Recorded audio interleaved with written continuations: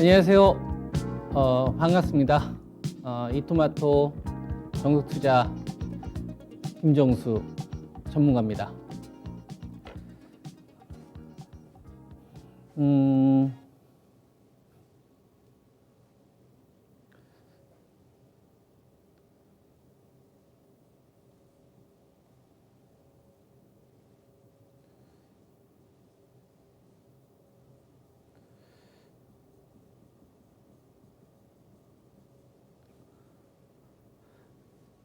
mRNA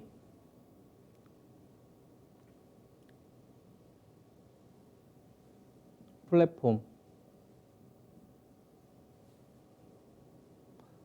아이진 12,500원, 13,000원. ST팜 83,000원, 84,000원, 뭐 85,000원, 86,000원. mRNA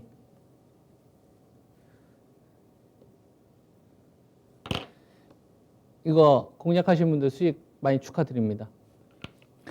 그리고 엔지캠 생명과학, 코오롱, 그 티슈진, 그 다음에 뭐 HLB,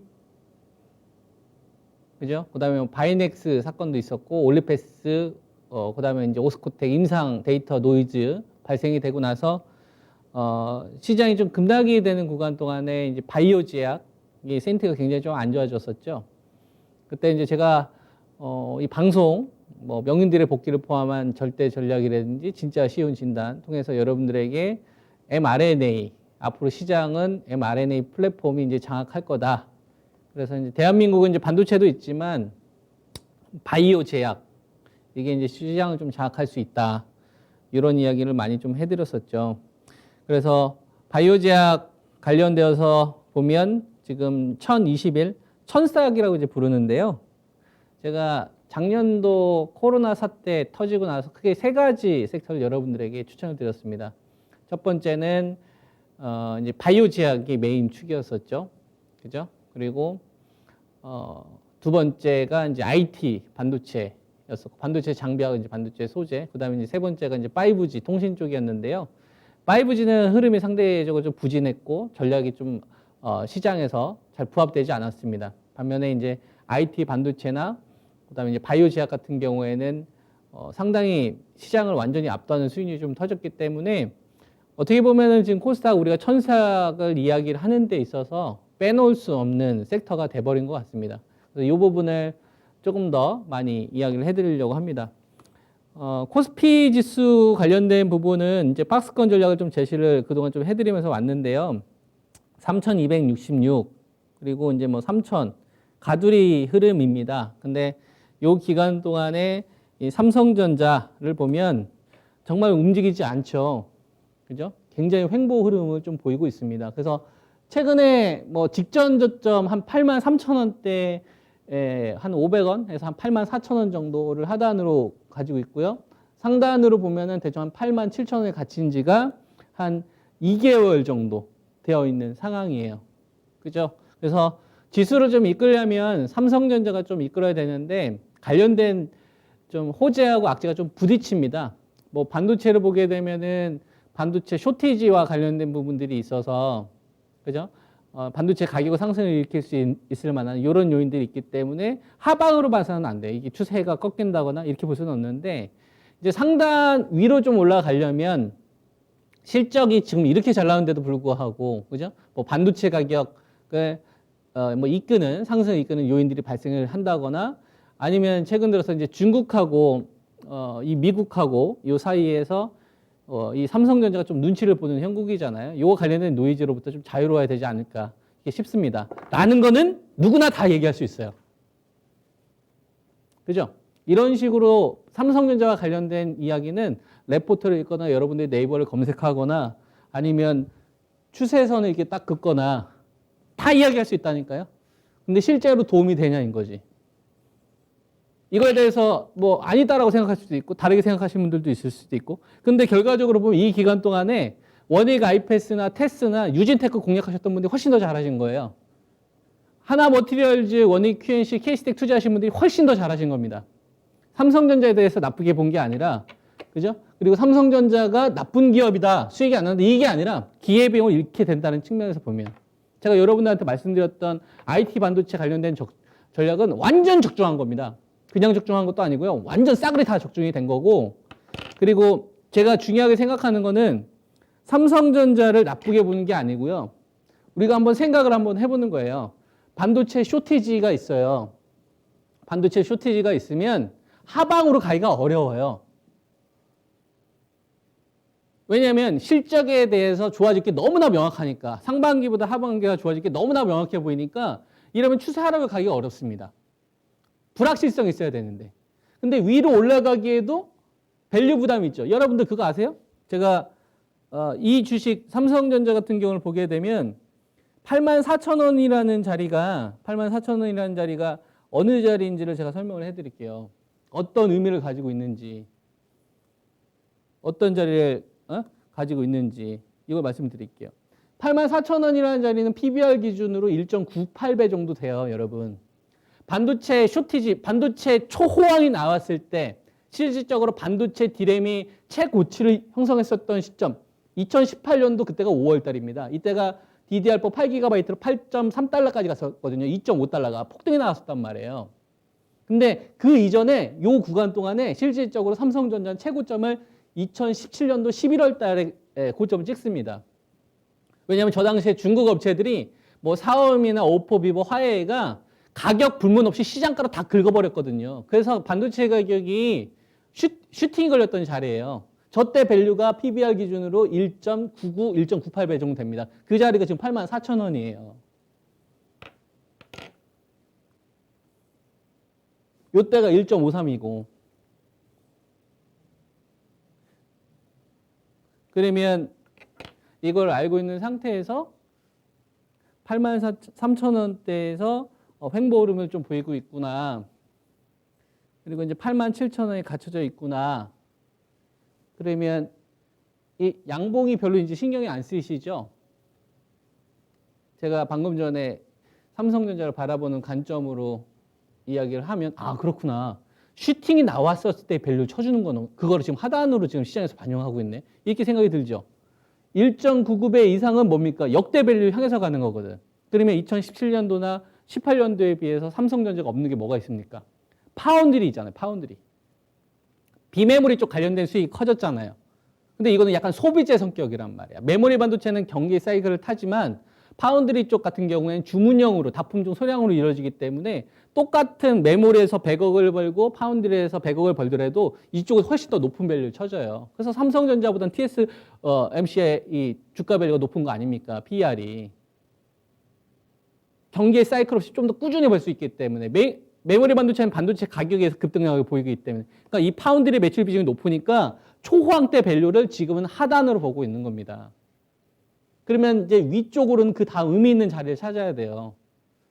그 자리가 92,000원대에서 93,000원대 정도가 보여요.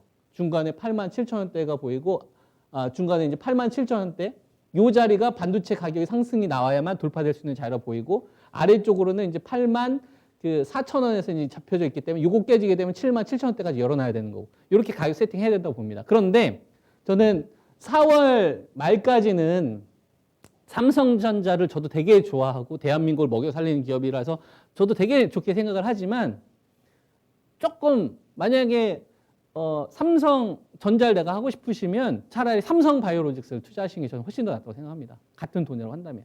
삼성전자를 하고 싶으면 4월 말 이후에 하는 게 유리하지 않을까요?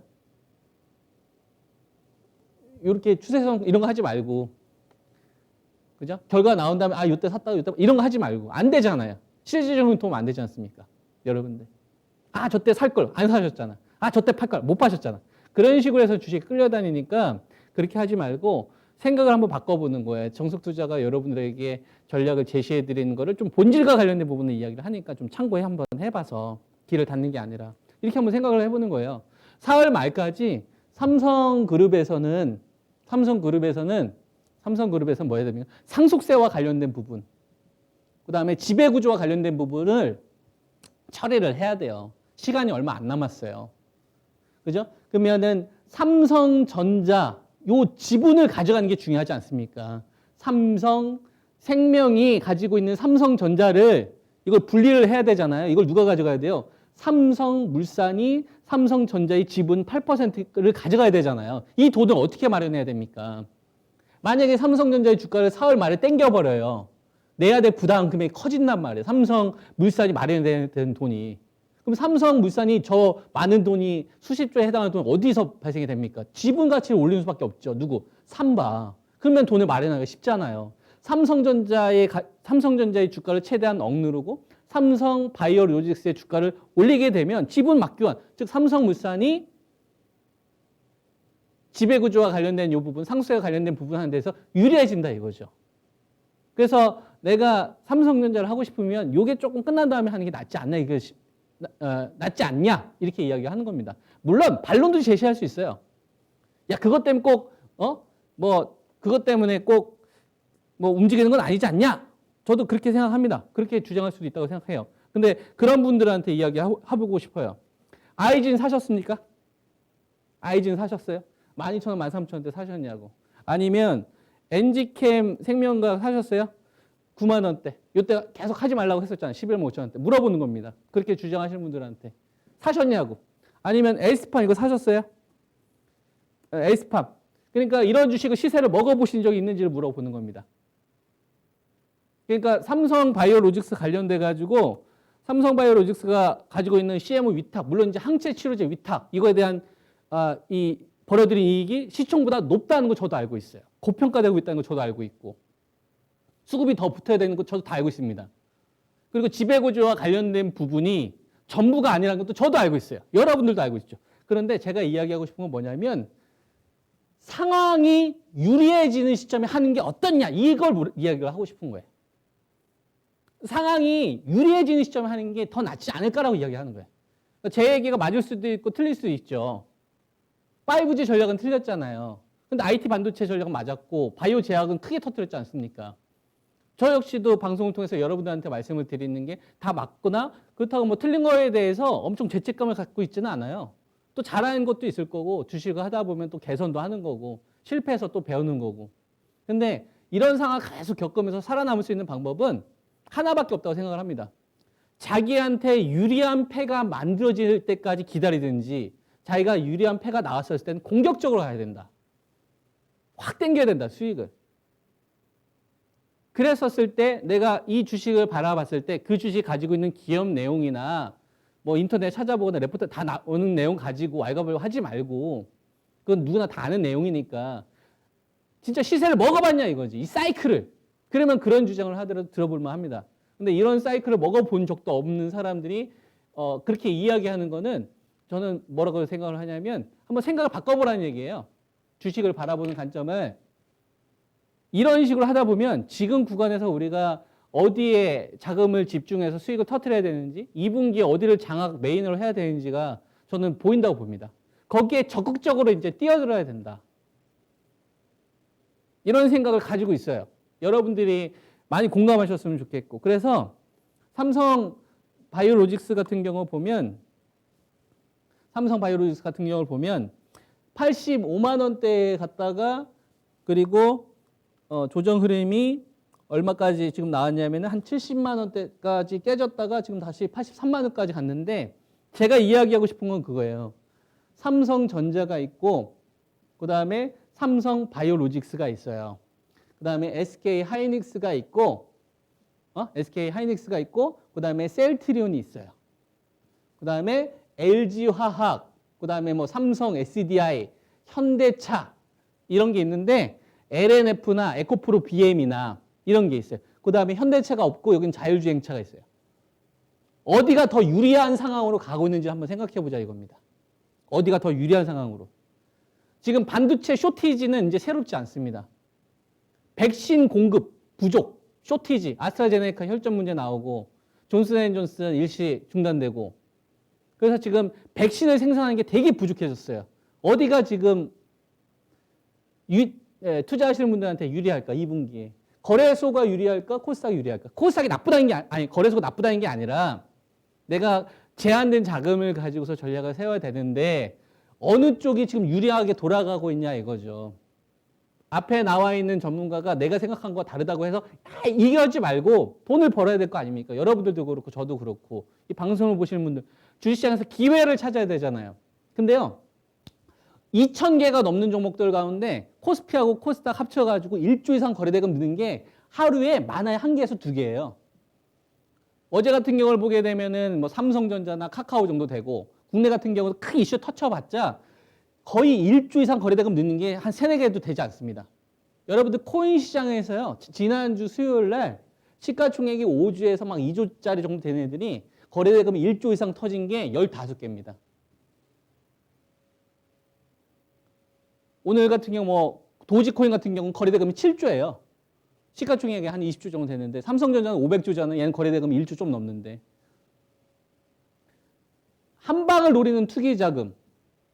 그리고 여기가 지금 남아있기 때문에 이쪽으로는 들어오기가 힘들어요. 큰 녀석들을. 근데 죽이지도 않아. 수익률 게임을 어디서 터뜨리고 있느냐. 저는 코스닥에서 계속 만들어가고 있다. 그래서 LG화학이나 자 보세요. LG화학이나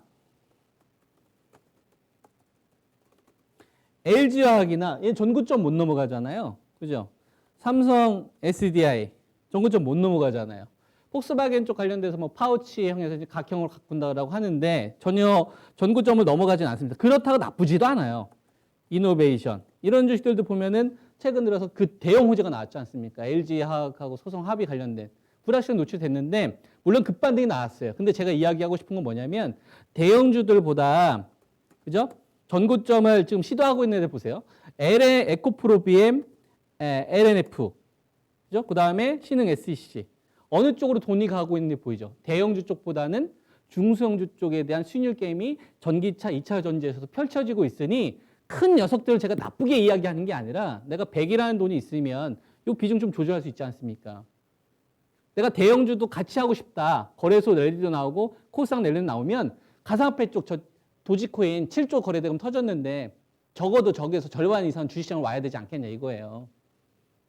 부동산 시장은 지금 1월 달, 2월 달 들어서 지금 거래건수 확 줄지 않았습니까? 그러니까 부동산으로 지금 돈이 가고 있지도 않다고.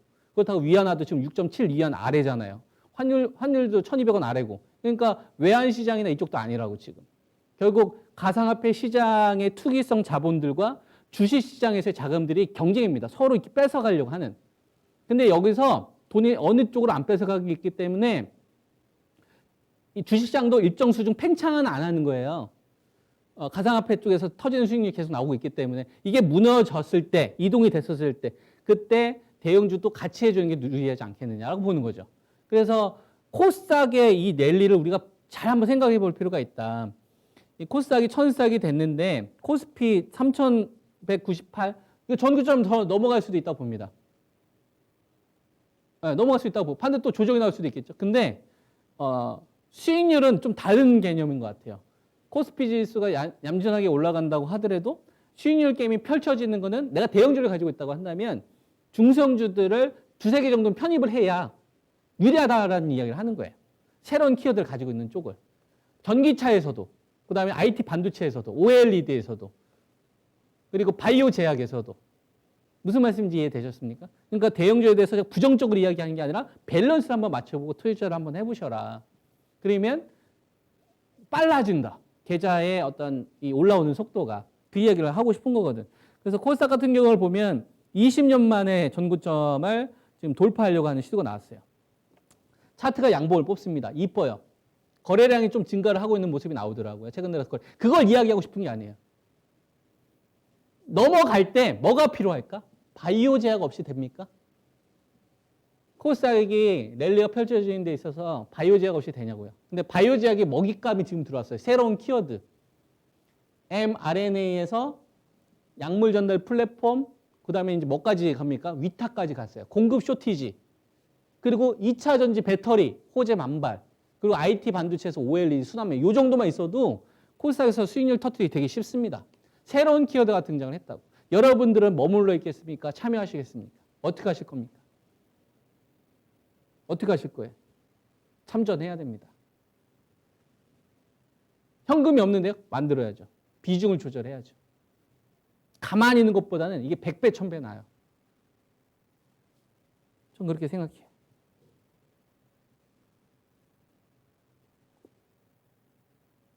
그래서 보면 아이진, mRNA 관련된 주식들 맨 처음에 이제 제가 여러분들한테 아이진 12,500원, 13,000원 추천드리면서 구강점막염 이상과 관련돼서 제가 그 엔지캠 생명과학을 같이 추천드렸었어요. 89,000원, 9만. 진시즌 보면 알 겁니다. 이게 작년도 12월 달부터 한 2월 달까지 종목 상담 정말 많이 해드렸거든요. 11만 5천원이 나중에는 지지 가격으로 바뀔 거다. 그때가 9만 원대인가 8만 9천 원대 그랬어요. 11만 5천 원이 이제 잘 안 깨지지 않지 않습니까? 15만 원도 넘겼다고. 그럼 얘가 뭘 의미하느냐? 변이 쪽을 건든 거예요. 변이. 그러니까 어떤 뉴스가 나오는지 아세요? 화이자 CEO가 mRNA잖아요. 1년에 백신 2번 맞아야 되는데 3번 맞을 수도 있다. 이 얘기가 나옵니다. 변이 때문에. 뭐 늘려야 돼요? 생산 늘려야 됩니다. 생산. 이건 어느 한 업체가 독점 못해요. 다 가야 돼요. 다 파트너십으로 가야 돼요. 어느 한 업체가 이 물량 소화 못합니다. 왜냐하면 아스트라제네카 부족한 물량, 그 다음에 존슨앤존슨 물량, 이 차질 생겼기 때문에. 러시아 스푸트니크 백신 더 많이 생산해야 되고요. 모더나나 화이자 백신 더 많이 생산해야 됩니다. 변이까지 건드렸어요. 그 1년에 2번 맞을 게 3번 맞게 되는 거예요. 위탁업체, 플랫폼 없이 지금 시장에 참여하겠다. 요건 좀 곤란합니다. 그래서 보면 제가 엔지캠 생명과학하고 아이진, 그 다음에 여러분들한테 에스팜 공략하신 분들 전 잘했다고 생각을 해요. 이게 13만 7천 원까지 2배 갔어요. 저점에서. 한 달 하고 일주일 조금 넘게 걸렸습니다. 5주 정도. 자, 그러면 에스팜하고 아이젠하고 엔지캠 생명과학하고 첫 번째 판을 연 거예요. 셀리다 같이. 셀리드 코로나 치료제 이제 경구약 이쪽으로 가고 그 다음에 나이백, 모더나 공동 연구하고 있어요. 이거 잘 봐야 됩니다. 얘네들이 한 묶음이에요. 첫 번째 1집단. 그리고 제가 올릭스가 움직이면 이건 어떤 신호라고 했죠? 코로나 치료제나 이 백신이 암시장, 췌장암이라든지 간이나 폐 쪽에서 발생되는 확산되는 개념이다 라고 이야기했죠. 그러면 바이오제약 가운데서 웬만한 플랫폼 가지고 있는 기업들, 예를 들면 레오캠 바이오 이런 업체들까지 건든다고 봐야 됩니다. 이쪽 가지고 있는 분들 쉽게 매도해서는 안 돼요. 플랫폼을 건든다, 확장시킨다는 개념이에요. 그래서 바이오제약이 이쪽에서 움직이는데 중요한 게 시젠이요. 최근 들어서 이 코로나 관련돼 가지고 늘어난다. 뭐 다시 이제 유행 관련된 내용 때문에 움직이고 있는데 이때 저는 같이 봐야 되는 게 PCL이 대장인데 얘는 지금 공략하기는 어려운데요. 제놀루션, RNA 추출 장비 이쪽 잘 봐야 됩니다.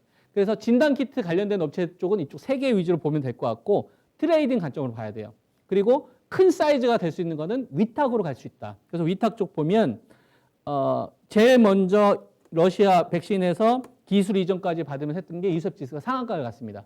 바이넥스하고 같이 이수앱 지수는 2월 말에 러시아 이 백신 컨소시엄을 형성해서 첫 번째 만들었다가 이번에 다시 가는데 이번엔 기술 이전 되는 거잖아요. 근데 얘네들 물량을 취소하는 게 아니라 물량이 부족하니까 이 물량이 누가 더해져요? 휴온수 그룹이 더해지는 거예요. 휴온수와 휴온수 글로벌. 그죠? 이거 다 뭡니까? 공급. 백신 공급 부족. 쇼티지. 반도체만 쇼티지가 아닙니다. 백신 쇼티지가 훨씬 더 심각해요. 시멘트 부족하죠. 요새 들어서 반도체 뭐 재고 줄고 있잖아요. 가격 인상.